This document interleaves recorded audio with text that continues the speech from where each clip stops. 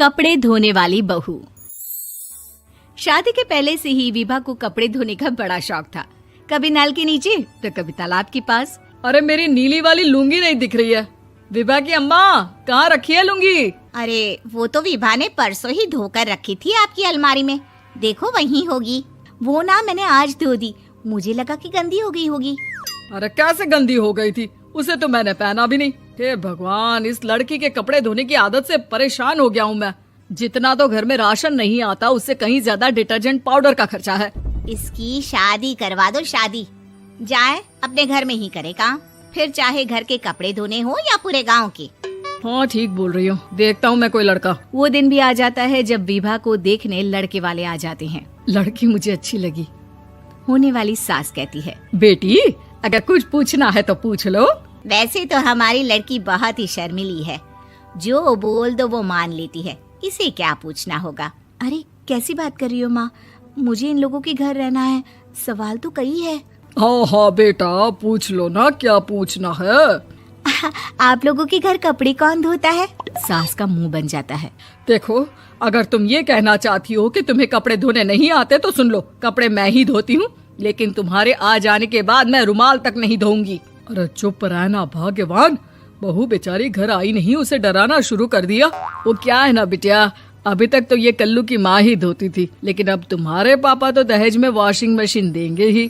तभी विभा की माँ बोल पड़ती है, सवाल भी पूछा तो क्या। वैसे भाई साहब, मशीन की तो फिर भी कपड़े धोने की कैपेसिटी होती है। मतलब जो बिटिया दे रहे हैं ना विभा, इसे कपड़े धोने का बहुत शौक है। ये आप लोगों के क्या, आस पड़ोस गांव मोहल्ले सबके कपड़े धो दे और उफ तक ना करे। बाहर देखा नहीं आपने कितने कपड़े सूख रहे हैं? सब हमारी बिटिया ने ही तो धोए हैं। बस भी करो ना माँ, शर्म आ रही इतनी तारीफ सुनकर। और तो और एक दाग निकाल कर दिखाओ तो मान जाओ। हाँ अच्छा अच्छा, माफ करना बेटा, मैंने गलत समझा। हमें तो रिश्ता बहुत पसंद है। और ऐसे जुड़ जाता है रिश्ता कपड़े धोने का शौक रखने वाली विभा का। उसकी शादी हो जाती है कोयला फैक्ट्री में काम करने वाले कल्लू के साथ। शादी के बाद अचानक विभा चिल्लाती हुई सास के पास आती है। सासू माँ, अरे सासू माँ कहाँ है आप? ये तो धोखा है, धोखा दिया आप लोगों ने मुझे। इसे ससुर के चक्कर के बारे में पता चल गया। अरे तो उसमें तुझे क्यों धोखा मिला है? अरे नल में पानी नहीं आता, कपड़े कैसे कब धुलेंगे? अच्छा अच्छा, तू पानी नहीं आ रहा उसकी बात कर रही है। तो आपने क्या सोचा? कुछ नहीं। अच्छा, तेरी माँ ने कहा था कि कपड़े धोने का शौक है, तुझे याद आया मुझे। शौक शौक बोलकर कपड़े धोने वाले मेरे जुनून को कम ना आके सासू माँ, कपड़ा धोना मेरा गुरूर है। तभी पति भी वहाँ आ जाता है। अभी अभी मैंने इसे सनी देओल की फिल्म दिखाई है, उसी के डायलॉग मार रही है माँ। अच्छा सुन, साफ साफ बता रही हूँ, पानी सुबह 4 से 6 और शाम को 10 से 12 आता है, समझी? विभा टाइमिंग सुनकर हैरान हो जाती है। ये क्या भूतों का मोहल्ला है? सुबह 4 बजे उठकर कौन कपड़े धोता है? 4 बजे टंकी में पानी जाता है, फिर सारा दिन धोना ना, किसने मना किया? अरे कैसी बात कर रही हैं? 200 लीटर की टंकी में कितने कपड़े धो लूंगी मैं? सुबह ही उठ जाऊंगी मैं। अब क्या था, विभा सुबह 4 से लेकर रात के 12 बजे तक कपड़े ही धोती रहती। एक रोज सास पड़ोस से निकलकर कहीं जा रही होती है कि साथ वाली कहती है, हाँ कल्लू की माँ, जरा ये बताओ कि 2 साड़ी है, 2 ब्लाउज और एक पेटीकोट और एक नाड़े वाला लंबा कच्छा। हाँ तो? अरे तो क्या, कितना लोगी धुलाई ये बताओ। धोबन दिख रहे हैं हम क्या? हमारे पति सरकारी नौकरी से अभी अभी रिटायर हुए हैं और बेटा सुपरवाइजर है कोयला फैक्ट्री में। धोबन समझ रखा है हमें।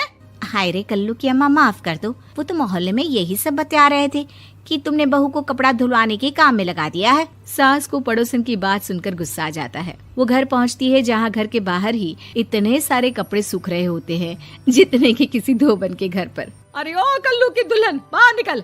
माँ जी यहीं आ जाओ, बाथरूम में चादर धो रहे हैं हम। अरे अभी हम धोते हैं, तुमको बाहर निकलो। ये आस पड़ोस वाले बोल रहे हैं कि हम बहू से कपड़े धुलवा धुलवा कर उसे कपड़ा धोने वाली बना दिए हैं। अरे छोड़ो ना माँ जी, किन लोगों की बातों में आती हो? आस पास के लोगों का तो काम ही होता है कि वो किसी तरह सास बहू को लड़ा दे। बहू सारे घर के कपड़े धोती है, ये क्या कम है? बोलिए। सास को भी लग जाता है कि वो बहू का ये सनकीपन नहीं छुड़वा सकती, इससे अच्छा है कि खुद ही चुप हो जाए। एक रोज सास और बहू मंदिर जाते हैं, जहाँ सास की साड़ी वहाँ खड़ी भीख मांगने वाली से मिलती है। माँ जी क्या बात है, आपकी साड़ी उस भिखारन से कितनी मिल रही है ना? हाँ हाँ देखो तो, दोनों की साड़ी मिल रही है। क्या बात है कल्लू की अम्मा, तुम खुद को तो अफसर की बीवी बताती हो और ऐसी सिंपल सी प्लेन साड़ी पहनकर घूमती हो। सिंपल और प्लेन नहीं है ये साड़ी। तो क्या सोने के धागे से फूल बने हैं? कुछ भी सासू माँ, कुछ भी। हाँ बने थे इस साड़ी में सोने के धागे से फूल। मेरे पति लेकर आए थे मद्रास से स्पेशली मेरे लिए 10,000 की। ताहे भाई साहब इस भिखारन के लिए भी सेम टू सेम साड़ी लेकर आए होंगे 10,000 की। सास उस वक्त तो कुछ नहीं कहती, लेकिन बहू के साथ घर आती है और अलमारी से एल्बम निकाल कर लाती है। ये साड़ी देख रही है, ये वही साड़ी है जिसे मैंने अभी पहना था। इस साड़ी में ये जो चमकदार फूल दिख रहे हैं ना, ये सोने के धागों से काढ़े गए हैं।